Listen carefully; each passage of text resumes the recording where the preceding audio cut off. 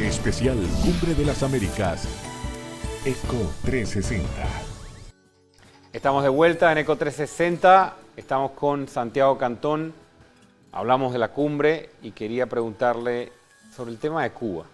No tanto el tema Cuba, Estados Unidos, sino hemos sido testigos los panameños de algunos escenarios a los que tal vez no estamos acostumbrados y se dan pues en el marco de la Cumbre de las Américas.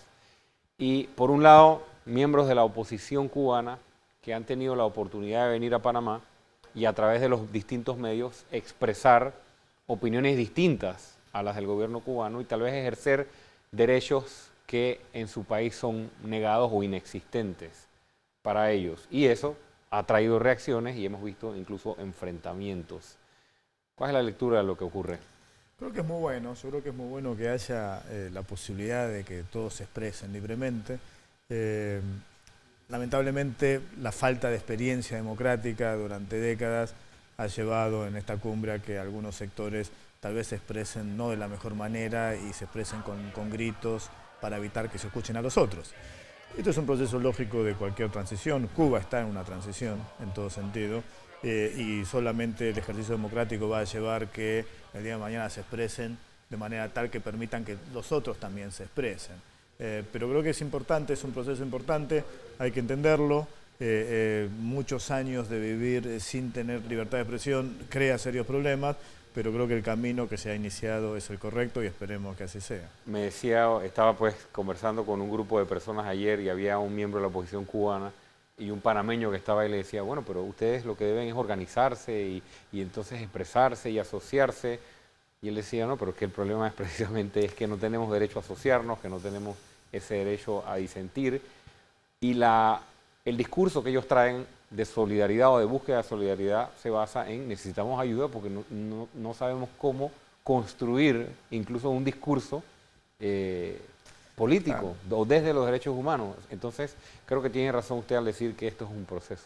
Y hay lamentablemente dos grupos muy separados. Están aquellos que creen en los derechos humanos, en la democracia, que han venido y que son de la oposición y están tratando de ejercer su derecho a que el mundo sepa qué es lo que está pasando.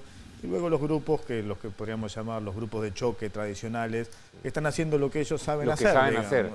Lo que ha molestado un poco a algunos panameños es que hayan venido acá, pero bueno, estamos siendo anfitriones de una cumbre y eso viene con... No es bueno, lamentablemente, porque no deja que otros se puedan expresarse, pero yo creo que hay una transición y esto es producto de esa transición. Esperemos que no lo hagan y que el día de hoy y mañana pueda ejercerse el ejercicio del derecho a la libertad de expresión de manera normal para todos, ¿no?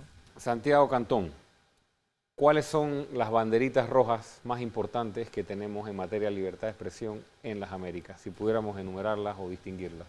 Bueno, yo creo que a mí me tocó desde el año 98 al 2001 ser el primer relator de libertad de expresión. La situación ha cambiado mucho en toda la región. No son las mismas. No son las mismas banderas. Hay una lamentablemente que sí, que es la de asesinato de periodistas y la impunidad que esta tiene. El año pasado, la cifra no la recuerdo correctamente, pero era entre, digamos, 15 periodistas asesinados. La mayoría en México, ¿no? ¿O no? Varía, el año pasado ha variado, no es solamente en México, varía. Y América Latina es la región, desde el año 92, según las estadísticas, tiene un 30% de los asesinatos a periodistas, cuando la población de América Latina es un 8% de la población mundial. De los asesinatos a periodistas a nivel mundial. Cuando la población de América Latina es un 8%, o sea, es muy alto. Cuando ves la proporción. Y en todos estos casos hay una impunidad enorme. Ese problema sigue siendo igual. Luego tenemos problemas que son más nuevos, que es la situación de libertad de expresión en Venezuela. No hay libertad de expresión en Venezuela, no existen medios que puedan hablar de manera independiente. No, las personas que quieren ejercer su derecho de libertad de expresión de un punto de vista político están presos. O sea, no hay libertad de expresión en Venezuela y la región no lo está tratando ese tema. Luego está Ecuador, que también es un problema. Amenazas a los periodistas de manera constante. Esto creo que son dos problemas graves.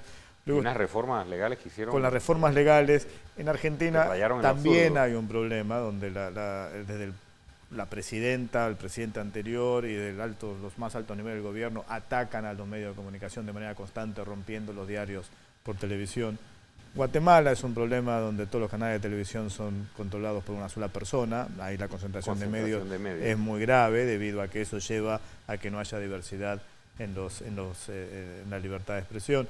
En fin, la agenda es muy amplia y a ella se suma un tema que sé que te interesa mucho, que es el de Internet y libertad de expresión también, ¿no? Creo que ahí son los temas, la época cuando yo era el relator de libertad de expresión, los temas de concentración de medios existían, pero eran un tema de la agenda, no eran prioritarios. Y el tema de Internet no existía como un tema de libertad de expresión. Claro. No existía. Eso es lo que se ha hecho ahora. Antes de pasar al tema de Internet, me gustaría hacer una pregunta puntual sobre el tema censura, que creo que ahí también ha habido una transición de censuras directas a ahora muchos métodos y vías de censuras indirectas que han ido surgiendo y han ido reconociéndose a lo largo de los años. ¿Sigue siendo la censura, tal vez más por vía indirecta que directa, un problema importante? Censura y autocensura, producto por la presión del gobierno.